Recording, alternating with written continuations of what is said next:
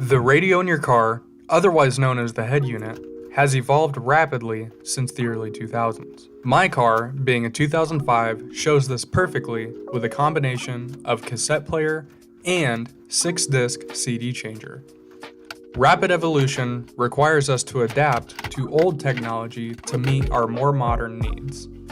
From aux cord cassette tapes to a wide variety of Bluetooth transmitters, these touchy, fragile, inconsistent things eventually justify the cost of an aftermarket head unit in terms of both money and sanity. However, the head unit itself is the easiest part to purchase. Between the wiring harness to connect the head unit to the factory harness, steering wheel control modules, backup camera compatibility, dash kits, and a bunch of other miscellaneous things that tend to creep up, it can get pretty overwhelming. That's why Crutchfield Audio is held to such a high regard. Though this is not a sponsorship, I don't need to be paid to say how easy they made this whole process. Shout out Revealing the very intimidating wiring harness, but again, don't worry. Mine had 2 plugs plus the antenna connection. When these are pulled out, you'll notice the aftermarket interface that was supposed to add an aux jack, but this never ended up actually working. Also, major shout out to my uncle's old band, the Joe Fund. Now, the moment you've all been waiting for, the Pioneer MVH-AV251BT, aka my new head unit. But arguably more important, here is the new wiring harness with instructions and new interface for steering wheel controls. Again, mentioning Crutchfield, this is the part you really don't want to cheap out on, especially if you want the process to go smoothly. Getting into the wiring itself, I recommend 2 things. 1, match the colors. For the most part, all cars with factory head units, minus more modern infotainment screens, have pretty identical wiring diagrams as far as colors are concerned. Once all the colors are matched up, you can then begin cross-referencing the factory wiring harness diagram Crutchfield will provide to the new harness diagram that should come with your head unit. Number 2, buy these nice fancy heat shrink wire crimps that actually solder the wire connections rather than just trying to compress them like standard ones.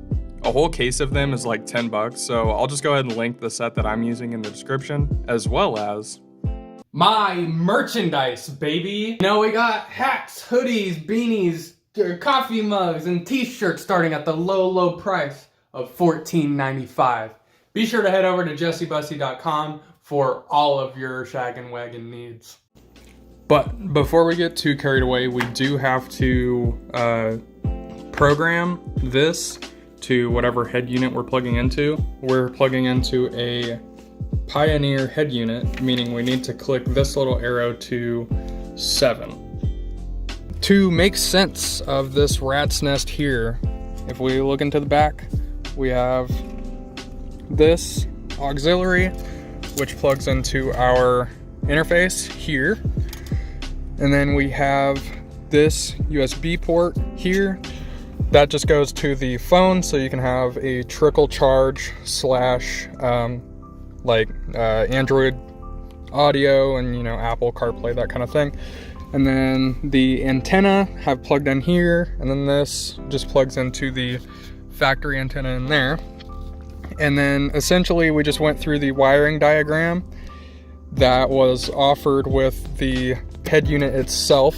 And for starters, we just color matched all the different wires. So here you see purple, green, gray, white. And then all of the power wires, there's a constant 12 volt for this one. This red wire shows ignition switch. This is light panel. And then again, everything was explained in the wiring harness.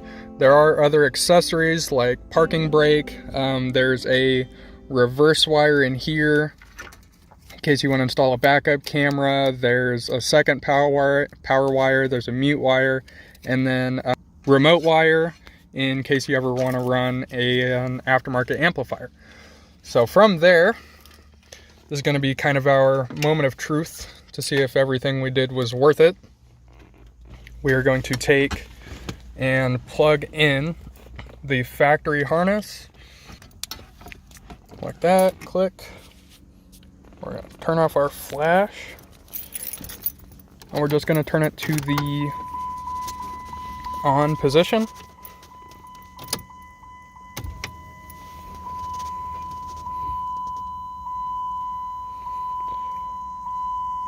We've got some troubleshooting. Okay, so if you ever have a problem with your radio not turning, or if the radio turns on but you have no sound, it's because the blue and white wire also needs to be tapped into these red remote wires. Because this blue and white wire powers your amp. We sat down and watched a 7-minute long video just for them to tell us to plug the blue wire into the red wires. So if we kind of crisscross all of these together, like that, yeah. And then we turn the car to the on position. You can see it starts up.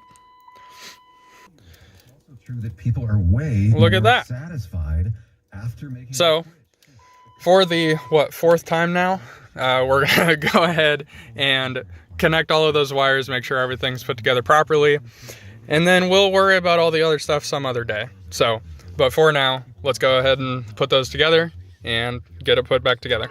The last piece to the puzzle on any aftermarket head unit install is the dash kit to put everything back together. Mine consisting of a new faceplate that goes around the bezel of the head unit, these little slider plates that bolt onto the side of the head unit that's secured in place, and the dash piece itself, which requires you to transfer over the HVAC controls, vents, and the hazard buttons. But like most other things Crutchfield provides, this did come with instructions for an easy install. And just like that, we have it all transferred over. So you can see HVAC at our controls up here, and then our HVAC controls down here. So final step is going to be replugging in the head unit, kind of shimmying that in place. We do need to put clips on the back side of this, but they were included with the kit, so I can go ahead and just pop those on really quick. And let's try to get this installed. Alright, so head unit is in. Just to double check, we are going to turn the car on just to make sure everything's taken care of. And cool. So we're going to go ahead and then get the HVAC controls plugged up to the wires that I have tucked down here, and we'll get the hazard and wiper stuff hooked up to here. All right, and the clip we've all been waiting for. Look at that. It's perfect. It's beautiful. The only thing I don't like, there's a little bit of a fitment issue. It's not wanting to sit all the way inside of the dash, but that's something future Jesse can worry about.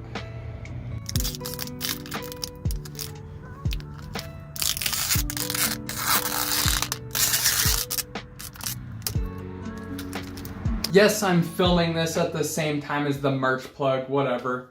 Deal with it. Major announcement. I am going live for the first time ever this Tuesday, the 21st.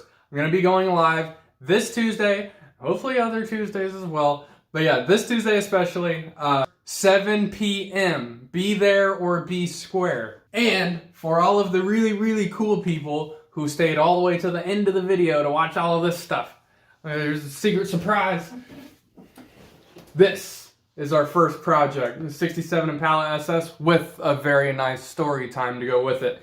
So, Tuesday, 21st, 7 p.m. Check me out, youtube.com/JesseBussy, or just look me up. I'll be live, I promise. And as always, if you enjoyed this video, please be sure to drop a like and share with your friends.